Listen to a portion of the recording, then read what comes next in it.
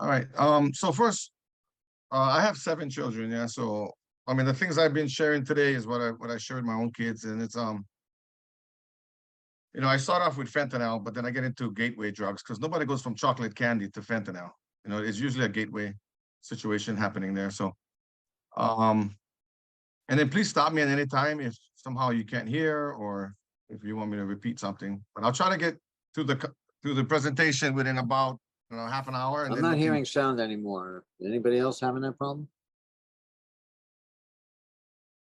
No, you might need to restart, or maybe your headphones unplugged.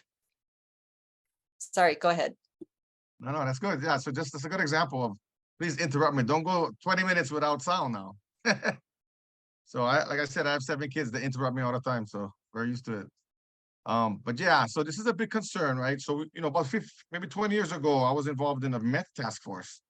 And so it's like same situation, different drug. And the war on drugs is we're not winning right now. It's a big challenge, but we're not giving up either. So let me just share with you kind of my thoughts about this. So fentanyl, number one cause of death for Americans 18 to 45. And just that little bit right there can kill you. So that's an issue. This is an issue in the States for a while. I always say, sometimes it's good to be 10 years behind because when it comes to drugs and the social ills of society, at least we get to prepare a little bit. So we've been preparing, but it has reached our shores, and the drug dealers are sneaking it started off with oxys. And drug addiction can impact anybody, right? Regardless of race, where you live, how much money you make. I got colleagues that I'm working with who have friends that went through major surgery or on pain medication. The doc said, "Hey, you're done with the prescriptions," and then they jumped over to illegal prescriptions just because of that feeling and the addiction, pretty much. So just know that this addiction takes no prejudice. Let's see. So, I got asked a lot on the island. So on the island, I was the fentanyl task force leader. I stepped down to pursue a bigger calling, but I get asked all the time, rainbow fentanyl. And so yes, it's on the island, and it's drug dealers again, making it a little bit more attractive.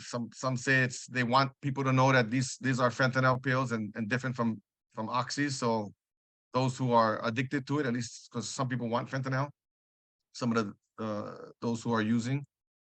So I just want to put that there. That's a problem. So here's another comparison. Fentanyl, it's a powdered substance. Just 2 milligrams can kill somebody. In comparison, sweetener packet has 1,000 milligrams, more deadly than cyanide. 100 times more powerful than morphine, 50 times more powerful than heroin. So it's just a bad drug. So how I got involved is because I've been following. I'm a big sports guy, and I've been following Colt Brennan for a while, and he has family on our island, on the Big Island, and he went to the NFL a little bit, experienced some depression, and then started drinking, and then one thing led to the next, and started doing meth. So he passed. And it was very tragic on our island. We're very sad, like many passings, but they thought he died from meth. And toxicology reports came back, said that he actually died from fentanyl. So, this kind of upped the ante a little bit. Now that, of course, we know that fentanyl is laced in every drug. And that's the danger, yeah? So folks who are partying or may not be addicted, may just be experimenting, can die from fentanyl. And so we have a campaign on the island. It's called I Thought Was Safe, but instead was laced. That kind of messaging, especially for our youth. So on our island, one person every 11 days are dying from an overdose, mostly associated with this drug fentanyl. It was one person every 13 days, but it's getting worse. And so I just want to put that out there. Now, in terms of Hawaii as a state, one person every 36 hours are dying from an overdose, mostly associated with fentanyl. So, we have a fentanyl task force on our island. We have a statewide task force as well. So this is not new to many of you. So I know I'm preaching to the choir, but it's good to be reminded that we're all in this together. so this presentation, I've been taking it out to the schools. So I've done almost, I want to say 57 schools, done about 400 presentations on our island. Even got asked to go to Oahu. I did Kapalama, Kamehameha campus. The high school, I did the whole high school. I did the boarding program. I did 6th grade on Oahu. I even got invited by Representative Garcia to go out to his community in Ever Beach and do a presentation to the community on this dangerous drug. And so what you're seeing here is pretty much the same presentation. So I talk a little bit about opioids, talk about the opium plant and how it can be synthetically augmented to make oxycodone, hydrocodone, but then it can be, 100% synthesized, and that's how fentanyl. So they get the ingredients from China, they mix it up, the cartels bring it in to our country, they meet the American drug dealers at the border, and it's the American drug dealers that are bringing it in. It's not the immigrants. So, it's a drug cartel money-making situation. That's part of the problem. But when it comes in, the hook is really that relaxing feeling, the feelings of contentment. And that's the hook with most drugs, right? Every drug has a hook that becomes addictive. But this drug is super addictive. And so when I talk to the youth, I say, how many of your parents are addicted to coffee? And they raise their hand. And so how many of you guys are addicted to sugar? And they raise their hand. And, so there is addiction qualities in sugar. But, if you're an adult and you go to 7-Eleven and you start stealing, I don't know, sneakers every once in a while, you have a problem. Okay. And yeah, there is addiction to coffee. If you start robbing Starbucks, we need to talk. Okay. But the addictions in meth, heroin, cocaine are stronger addictions, and that gets into the whole social aspect of this problem as well. So I talk a little bit about that too, and the kids get it. But fentanyl is not a bad drug. The docs, the MDs on this Zoom can tell you that without it, it would be hard to do surgery. So, but medical fentanyl is not pills or powder. So medical fentanyl looks like that. But on the streets, it looks like that. So, the fake oxys, the fake press pills, the fake Adderall. And then when I work with kids, I have them kind of raise their hand and say, how many of you guys take ibuprofen? And they raise their hand. How many of you take Tylenol? They raise their hand. So I kind of talk a little bit about pain medication. Because, pain medication, that's on one tail of the spectrum. On the other tail is, then it gets kind of like I took Percocet once because I was having knee surgery, right? And I can understand the hook. And I was in, everything felt good to me. My pain went away. I started sharing with my kids how much I love them, and I was hugging everybody. And so it really puts you in this euphoric kind of feeling, like, for lack of a better terms, I was in La La Land. And my kids loved it. My older son said, Dad, whatever you're on, take two. So, because I was not thinking straight. And if you have a kid who is feeling, a sense of loss, maybe a breakup, or an adult who lost a job, and they're looking to feel good, the Vicodin, the oxycodone, the hydrocodone, all of a sudden becomes an option. And if they can get it illegally, often, that's addiction.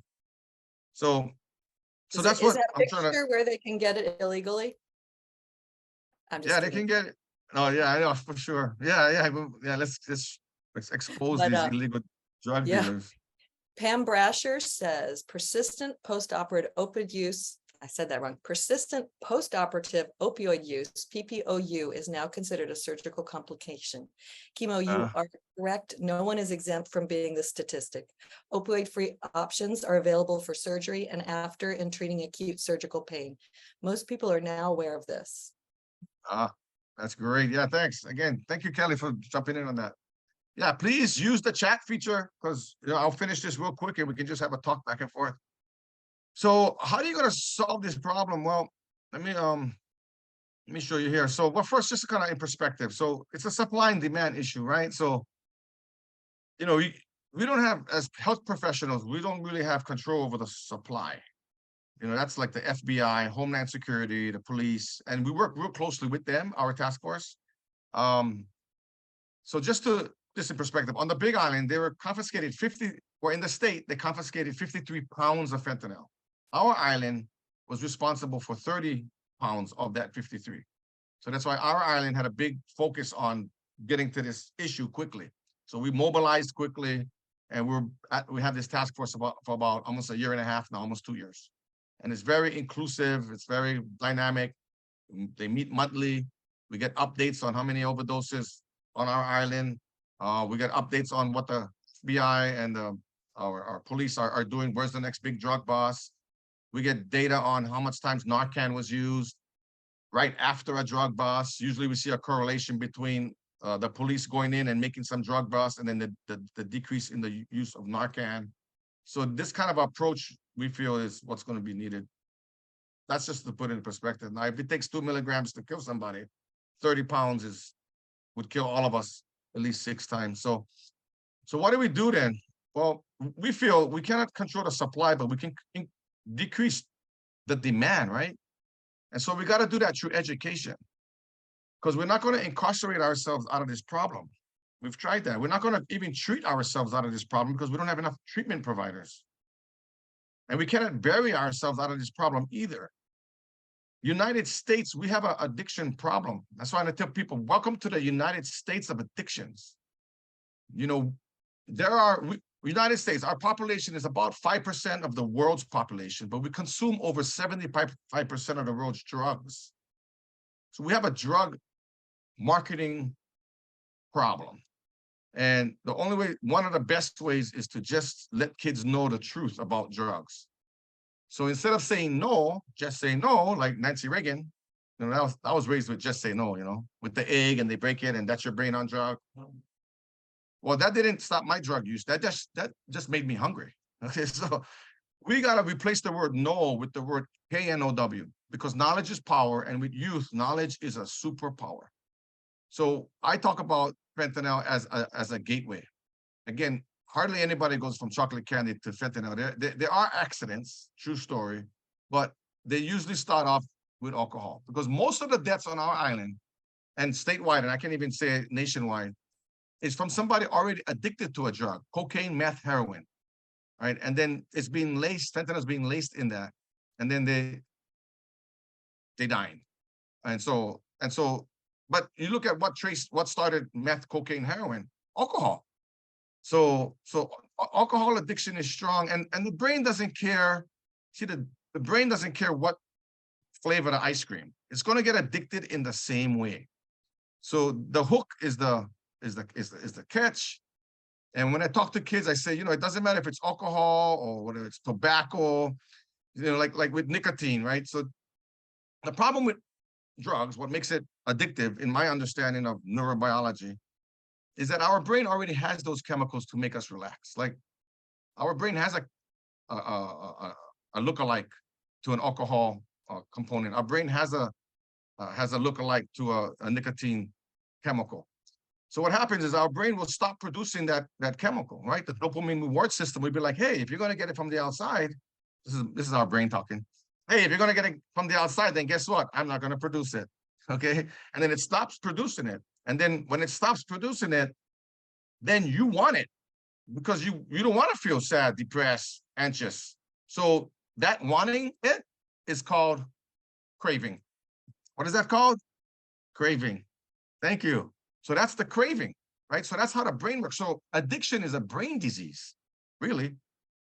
You know, and it's so when I work with people who have addictions, I let them know, I was like, hey, your brain doesn't matter what the flavor of the ice cream, right? You go from, and I've known people who've gone from meth to cocaine, heroin, you know. So this is how addiction works. This is my definition for the kids can understand, right? So I say, hey, addiction is like this, right? You go from I like it to I want it to I need it. And when you're in I need it, you're stuck. That's addiction. And you can be in I need it in a lot of different things. So with vaping, same thing. The vaping device is equal to 42 cigarettes, the nicotine level. So if kids start, again, nobody goes from chocolate candy to fentanyl, right? And if you really want to solve this fentanyl epidemic, we got to talk about gateway drugs. That's just the bottom line. So get crazy stuff in vaping. This is not a vaping presentation, but we could spend a whole presentation on just that. But you're talking propylene glycol, that's antifreeze. We're talking what else? We're talking formaldehyde. That's what we use to preserve dead bodies. So I tell the kids, I said, but you're alive, hello. So it's gonna work the other way, right? And with my 7 kids, I have 4 boys. And so 2 of them was vaping. And I said, hey, what got you started vaping in the first place? Oh, it was the flavors, the Jolly Rancher flavor, the Lifesaver flavor. Again, marketing. Kelly, your thoughts? So we've got some chat. You sparked some chat. Okay, go ahead. Yeah, Dr. Cohn said www.movetoamend.org and nicotine. Renata says, unless fentanyl is being smuggled in chocolate bars, which I don't know, that might happen. Dr. Cohn again said, maybe we should fix the causes of existential despair. And then Honlin Salvation said, what are your thoughts on TV shows like Euphoria that are heavy on the drug addiction and alcohol? Absolutely. Yeah, all of that.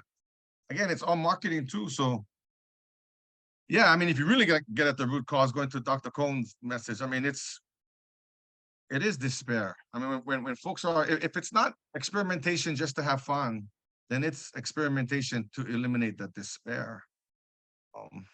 And that's an issue, and that's deeper, yeah, that despair. That we could talk about poverty, war, displacement. I mean, we really got real deep, colonization. I mean, can go on and on. So, but that's probably the root cause if you want to look at some root causes. And these are more like symptoms. So, but there are ways to deal with those root causes that's a lot healthier and can let us live longer. And that's kind of that's what I'm trying to promote. So yes to all of your comments. Thank you for sharing that. So I want, so I like the kids to know, I say, don't be tricked by the adults. So you got to use some psychology with kids, right? Because we're trying to trick you, us adults, and we're trying to trick you. So we want to get you stuck on that cotton candy flavor. And then you're going to come to us, right? Because after vaping, then you start smoking crack, cocaine.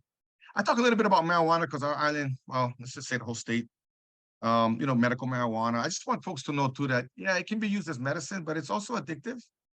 Like all medications.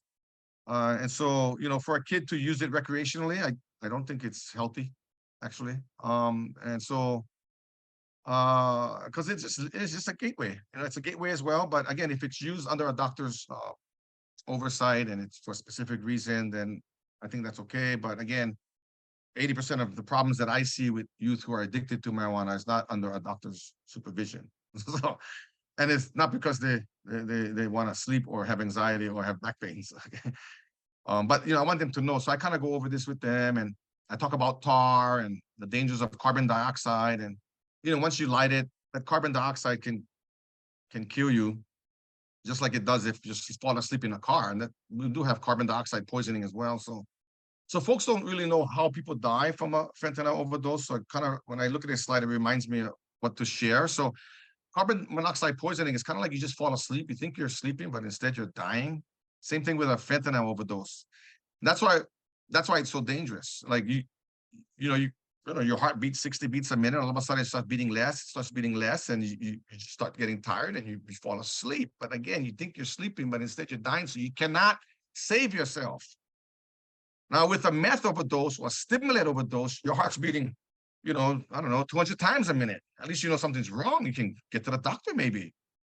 But this way, you just think you're sleeping. So when people are passed out, I go around with my Narcan. Yesterday, there's a guy at Safeway. We were talking. I was drinking coffee with a friend, and he was passing out. And so I just went up to him and said, "Hey, man, are you okay? I mean, did you take any drugs? Are you just tired? What's going on?" So, "Oh, no, I'm just tired. I was drinking last night and stayed up all night." And so, because again, so that's what we're facing. So we didn't find fentanyl in a vaping device yet. We didn't find it in alcohol, but we have found it in a marijuana joint, 2 marijuana joints that killed 2 teenagers on this island. And what we find, again, toxicology reports take a while to come back, but when the mom thought, how can my son die of a marijuana overdose? That's weird. Well, he died of a fentanyl overdose. He was 19 years old and he's from Pune. And I was on PBS with the mom, and she talked a little bit about it. So drug dealers are taking the oxys, they're crushing it up, they're mixing it with the buds, and they're rolling the joints, and it gives an amazing high that can kill you. So what is the key message then? Well, when I'm talking to youth, I just said choose not to use. I mean, why? Because their brain's not fully developed until about age 25. So you're going to introduce chemicals that your brain already produces. You're messing your brain up. So again, addiction's a pediatric disease, right? Blue indicates part of the brain that's fully developed. Red and yellow indicates part of the brain that's not fully developed. So that's why the presentation is choose not to use, be kind to your mind. Now, if you're over 25 and you want to make that conscious decision to bring in chemicals that your brain already produces, hey, that's up to you. We live in a free country, supposedly, so knock yourself out. But what I found is, if you can, so I don't tell my kids just say no. I tell them, hey, you like use, you like experiment, you like smoke one joint, you like vape. I know, wait till you're 20, 25. I mean, then you can do all the drugs you like. Because what can happen is, by that time, if they can, first of all, if kids, if you hang out with 4 vapors, you're gonna be the 5th. Okay, let's just put it that way. All right, so if I got our kids hanging out with drug users, the tendency they're gonna use drugs is high. So that's one reason why, if you can just stay away from it, you're probably gonna have friends who don't use it too. Another reason is you're more matured, your brain's more developed, you probably have a job, they have drug tests, there's pressures from the outside not to use. So for my own kids, I'm just trying to postpone all the experimentation, not eliminate it, because I was a kid. My dad told me stay home. I snuck out. My mom told me sit down. I stood up. I did everything opposite. So my kids got my brain. They're in trouble. So we got to take a different approach. Okay. And so here's some statistics. So real quick, if you're before 15 and you experiment, your chance of addiction almost 30%. If you wait till you're 21, your chance of addiction under 5%. And that's why if you wait till you're 25, your chance of addiction almost nothing. And that's the message we're trying to get out, kids. Adults, we're trying to get them to know that there is help, and why we're trying to talk to kids about these gateway drugs. I'm just skipping slides. This is all just information that you already know, but I mostly want to show pictures, because especially youth, they remember pictures. They don't remember all these words. So I like them to look at what meth looks like, so that when they're at a party, they know that's not good. So I tell them, hey, if you're at a party and you see somebody lighting one bong, that's meth. Call your parents, tell them come pick you up, leave the party. The party is not porno. If you see somebody scratching like that, that's the addiction cycle. After a while, that meth, cocaine will get into your brain chemistry and make you think like you get bugs all over your face. And it's a horrible feeling. You don't want to get there. If you go to a party and you see a baggie like that of pills, the pills that we confiscated on this island, 60% of them had enough fentanyl to kill somebody. So you're really playing with Russian roulette when you take a pill that's not prescribed for you like that. Leave the party. You see somebody lighting up a spoon with drugs, that's heroin. Leave the party. You see a razor blade with what looks like powder, leave the party. And I've presented this. First, I started actually at the high school level. And then there's always a teacher who said, could you present to my middle school kid? He's only in the 7th grade. Oh, sure. Then the word gets out. I started in the high school and presenting in the elementary school, showing them photos like this. Why? They're not too young now. And giving them an awareness, right? Again, going back to, if kids have knowledge, that is very empowering, and hopefully they can make the right choice. So, because I tell them, if you're at a party or you're at a friend's house or you're waiting for it to be picked up, there's 2 things could happen. 1, you could get arrested because you're at the scene of a crime. And 2, you might be at a party drinking a Truly or, I don't know, some whiskey or a Crown Royal, just something that you never tried before, but you got peer pressured into it. Now you're not thinking straight. Now somebody say, go sniff that. And that has fentanyl in it. Now you're a statistic. So they kind of need that. So what do you do in the meantime? I tell them, hey, us parents, we're paranoid because our day, beer, marijuana, cigarettes, average party. Today, beer, marijuana, cigarettes, cocaine, heroin, meth, vaping stuffs that I wasn't even raised with. And fentanyl can be laced in all of those, except a vaping pen yet on the island. I heard they found a fentanyl on a vaping device in the States, so just a matter of time. So what we can do to feel good, I tell people all kinds of stuff. Research goes on and on about how our dopamine gets released through exercise, through a good laugh, through hanging out with others, music, therapy, setting goals. I also talk about be careful with those smartphones that can be addictive to, video games. All of that can be addictive as well. But you have other ways to get that. It might take longer, but exercise releases endorphins. What's an endorphin? It's an endogenous morphine. It's a natural morphine, endogenous in the body. So our maker gave us everything we need to feel good. Okay, we don't gotta get them from the outside. And that's my message to the public. So that's my message to you folks. So some take-home messages. I want people to know that treatment works. This woman was stuck on meth for 12 years. She got off of it, and that our maker gives us second chances sometimes. But we gotta have hope. And hope to me stands for hold on, pain ends. So if folks are struggling and they kind of figure out how to, make sense of their loss or, the depression or the anxiety, that's where we come in, right? Physicians, psychologists, social workers, CSACs, just the everyday person who just wants to do good. We can be there for them. And don't have fear. Don't forget everything and try to run away. Instead, face everything and recover. But we got to keep them alive. And so I train our schools on Narcan. I open up the box. I show them what it look like. It's just 3 Ps: peel it, place it, press it. They know what to do. I sample it on myself so they know that it's not harmful. They see I'm still alive. So if you don't know that somebody's passed out from a fentanyl overdose, they might be passed out for another reason. Doesn't hurt to insert it. Wait 2 minutes. If their breathing doesn't come back, give them another one. Every box has 2. So on our island, 1 person every 11 days, but 3 people every 11 days are being revived from Narcan. So we're saving 3 lives, not every 11 days. So and some people say, well, what happened to the other Narcan? Well, for every 10 people, we waste 7 of them, but we save 3 lives, so that's worth it, right? And of course, there's a CARES line, but what I end up kind of sharing, I'm going to stop sharing now. What I end up telling them is I share with them the one big liar, and it's kind of like you can use this too. So ONE. So I say, be careful with the one big liar, because they're going to be out there trying to lie to you. Like the O stands for, if somebody wants to give you something, the O stands for, hey, you want to try this? And you're like, nah. And they're going to go, why? Only one time. That's what the O stands for. And with drugs, it's hardly ever only one time. That's part of the problem. Okay. And then the N stands for why? Nobody going to know. Okay. Right? What does the N stand for? Nobody going to know.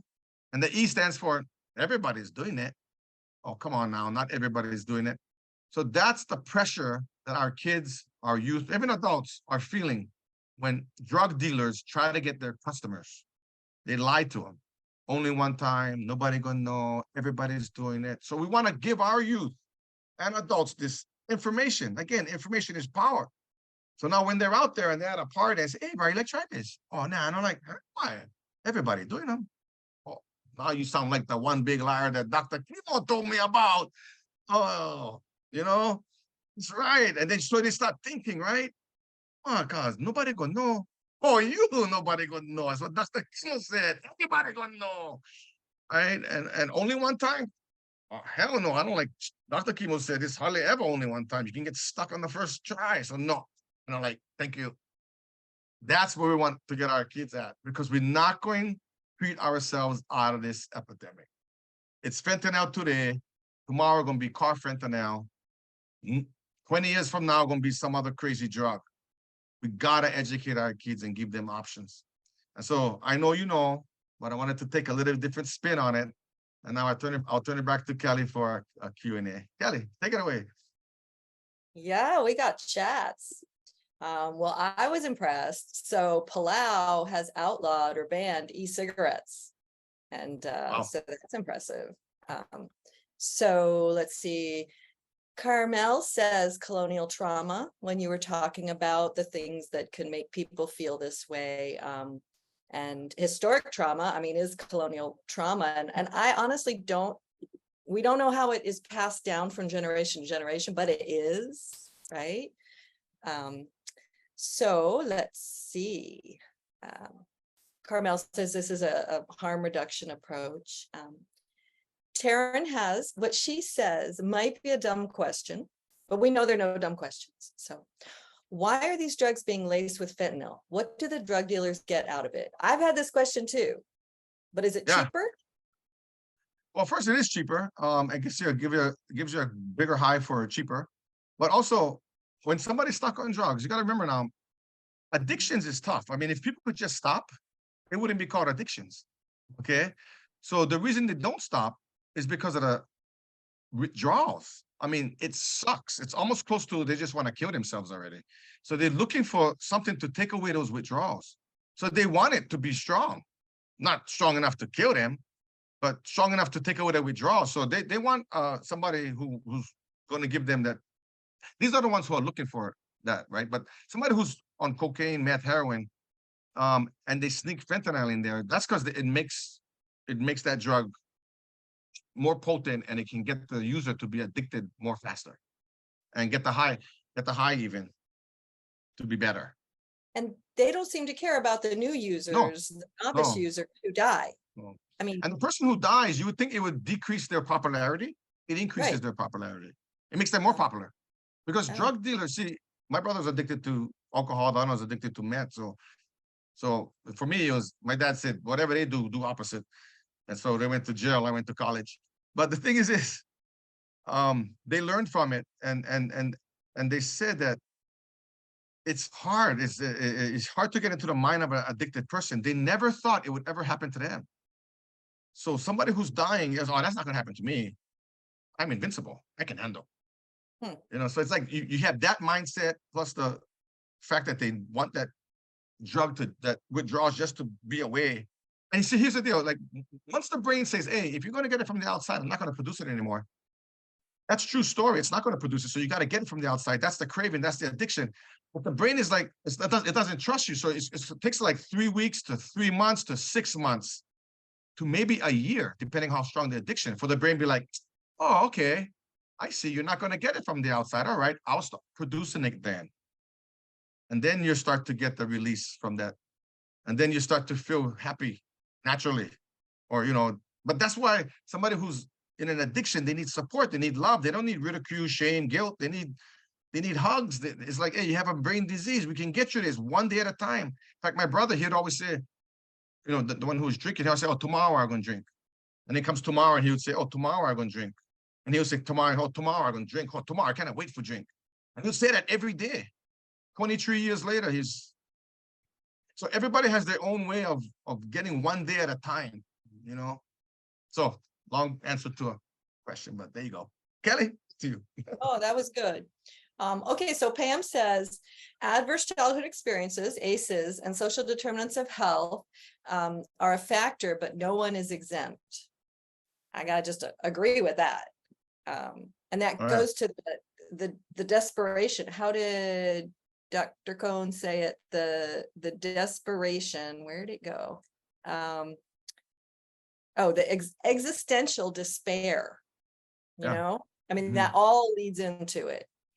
Carmen says, oh, Carmen's got a long one. You don't want to just say it, Carmen? All right. A lot of people aren't aware that persistent opioid use after surgery can be due to failed surgery, increased disease progression, renal insufficiency, rendering them unable to take NSAIDs, liver function concerns. So Tylenol, acetaminophen cannot be taken, and other reasons. Many with intractable pain will never get better, and opioids have proven to be a safe analgesic for those with substance abuse issues. I can't even talk today, sorry. Without substance abuse issues. Opioid prescribing is back to where it was in 1999. Almost all ODs are polysubstance now, and treatment meds is low in the list of use. We need to find the reason for the use versus the substance. True story. Let me just mention Suboxone. So, methadone, right? But we have a new drug. It's Suboxone. It's clinically proven. They just released it. You don't have to have a special waiver. If you're a practitioner, you don't need that waiver. And here's the stigma in addictions, right? If you have a heart problem, you get medication. You don't need to go to a special class. If you have diabetes, you have to go to a special class. But all of a sudden you have addictions. Oh, now you have to go to a special class to prescribe it. So I think there's a stigma within the profession too. Suboxone can be prescribed by any physician who has a license and who's a prescriber. Our pharmacies, they have it. And so I'd like to see a bigger promotion of that. I know physicians are scared because my own physician is scared to provide it because he didn't want a whole line of addicted patients all of a sudden in his office, and he doesn't have a way to handle it. So I got you. I'm with you on that. So before we start to let prescribers prescribe, we should offer a program, a system, because it's not just Suboxone, right? They got to get psychological help as well, mental health as well. So yes, it's a brain disease, but the coping has to become, coping is social. Medication ain't going to help you make better friends or be more connected to your community, or, but it can help take the edge off so that at least your brain can receive some of what's happening in treatment. But if you got that monkey on your back and you got bugs on your face, you can't listen to your treatment provider. It ain't going to happen. So you need both. So do you know, because so last week I had a discussion with the Hawaii Opioid Initiative group on outreach, and there is significant tension between abstinence programs like AA and harm reduction, which uses Suboxone. Do you know, if you just get a shot of Suboxone, does it give you a high? Is it like a little high? Is it like Right, I gotta check with the doc. What people tell me is what the doctor I work with, Dr. Kevin Coons, we work together. He says that, and I consider him the expert. So he says it's not addictive like the other opioids. It's kind of like a miracle medication. Do you know if you get a high at all? I mean, I just don't know. It doesn't. I didn't hear that you get a high. All I heard, it just takes away the cravings. Yeah, because it attaches, but it's just a partial agonist. Right. So I don't know, but I'm gonna call AA and I'm gonna say, can we talk about this? Because if you guys are complaining about people coming to the meetings on buprenorphine, Suboxone, it's helping them. It's helping them stay off things. So can we all work together? Absolutely, that's where the evidence is at now. Yeah, total abstinence for some drugs is okay. I mean, but even check this out. Even if somebody who has addicted to alcoholism, I mean, for them to just stop can be medically. They can die. Yeah, they can die too. So even in that, there's a detox kind of a process. All right, let's see here. Pam says functional users all around in healthcare divisions of meds. In healthcare diversion of meds from patients or easy access also can contribute. These are people that know better and know differently. It is a mind disease, as Kimo says. So I think what she's saying is that there are people in healthcare who are diverting it from people, and they know it. They know what they're doing, but they're addicted. Yeah. Again, if people could stop it, wouldn't be called addiction. That's right. And Carmen, go ahead. I always say this too. Drugs make you feel good until they don't, right? That's the addiction cycle. There you go. Yeah, I like the way you say it for kids. It's like down to earth. It's like, hey, yeah. I like that. Right. And so plus, right? We all gotta watch. Maybe after tonight we may have a couple Trulies or whatever you guys drink nowadays. But it's like you can go from I like it to I want it, and when you're in I want it, now you don't. Now your priorities start to shift, and when you're in I need it, all of a sudden that's the only thing you think about. So you're right, Kelly. You gotta share it with kids in a different way so they get it. Yeah, and I don't think I would have waited till 25, but it's good advice. Yeah.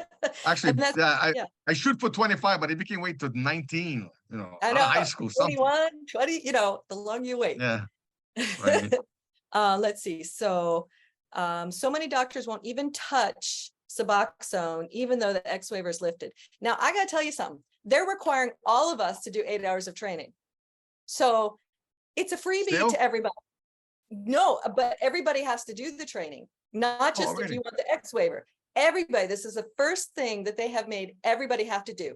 Now, hello, what if they just hadn't put it on the you got to take 8 hours of training list back 10 years ago? What if it was another medication we could prescribe, like for diabetes, new ones come out, nobody's saying you got to go to extra training, like you said.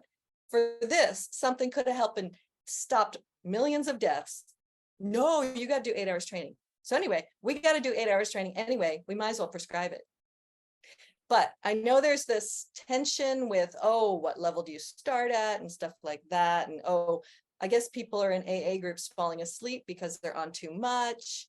So anyway, Dr. Cohn says humans are the only species that pays to live on the planet.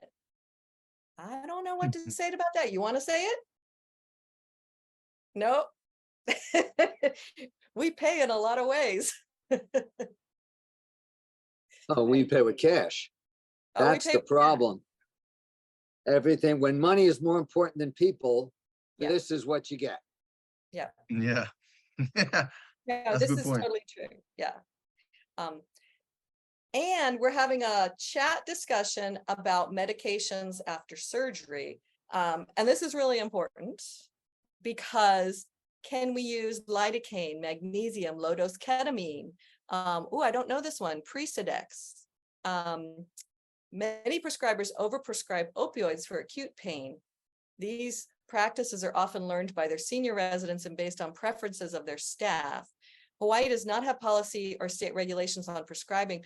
Well, actually, we kind of do because all your prescriptions are in one database unless somebody pays cash at the, oh no, even if they pay cash at the pharmacy, I think it's on the database. But we've got the FBI here investigating people and sending them to jail. So doctors are actually afraid to prescribe medication, and dentists. I told you guys about the dentist that took out my husband's, he took one tooth out and he put a post in another place. And I said, you get some opioids from him because I don't want to take you to the ER at midnight. He's like, no. And the doctor says, I don't prescribe them. The dentist, the oral surgeon says, I don't prescribe them. Ibuprofen. And it worked. He was right. But Kanoi says, great topic and discussion today. Thank you. How can a school get in touch with you to present to them? Yeah, Summer has my contact information and she can send it out to the group. All right. My email and phone number. And if I can make it over, I'll be there. I came over Oahu a couple times, Maui once. I've been over to Kauai, been to Molokai once. You know, ultimately, if I could share it with somebody on island who can connect with youth, that would be better. Could we use your PowerPoint if we Yeah, were absolutely. going? All right. You use a Okay. PowerPoint. Yeah, I mean, everything. I mean, we're all in this together. So Can we put your number on the bathroom wall? That's Ella. That wasn't me. That was let's see. Oh, and I want to let everybody know that next week this is kind of a follow-up actually, because we're going to Kauai to get clean. Call Dr. Kimo. Here's your number. yeah, there you go. Yeah, so we're going over to Kauai because we're talking about treatment when you're incarcerated. And we've had this tension in Hawaii. They did not have buprenorphine on their pharmacy until I think it was the beginning of COVID. Look at how everything's COVID related, right? Pre-COVID, post-COVID. But pre-COVID, they didn't have buprenorphine on the formulary for the prisons. And none of the doctors would give it. None of the providers would give it. They just didn't have time to get trained. So now it's on the formulary, but I don't know if anybody's given it. So we're going to have an update on that next week because Dr. Chilius on Kauai is going to talk to us about MOUD in the jails. And it's really interesting because it was probably 6 years ago he started harping on me about it. Maybe more than 6 years, 3, 4. No, it was probably 5 years ago. He started harping on it. We need this. We need this. We need this. So we've been, chipping away at it, and it's getting closer and closer to having treatment in jail. We know you can get drugs in jail. I don't know how. It's supposed to be a drug-free zone, right? But somehow I watch The Orange mail. is the I guess I know. They get it through the mail. What? Nobody Yeah, opens the mail? Well, they're gonna start opening the mail now, I guess. Yeah, We'll yeah. They better start opening the mail because oh my gosh. Anyway, they get the drugs in jail, but they can't get the treatment. So Yeah. anyway, we're going to talk about next week. So this Good. was great. I totally want to take this out to schools. But you deliver it much better than I would because it'd be like, oh, that Howley lady, she doesn't know anything. All right. Well, if you look at the chat now, you're going to see all the thank yous coming in. Yeah, thank you. This was just Yeah. great. Thank you, Dr. Kimo. If you can send me your slides, I can share with the group. And it probably has your contact info because I'm sure they'll be wanting to contact you. But he is super busy now with this new journey. So best wishes on that. And thank you for being here with us today. Lots of mahalos in the chat. Thank you. Thank you, everyone. Have a great week. See you next week.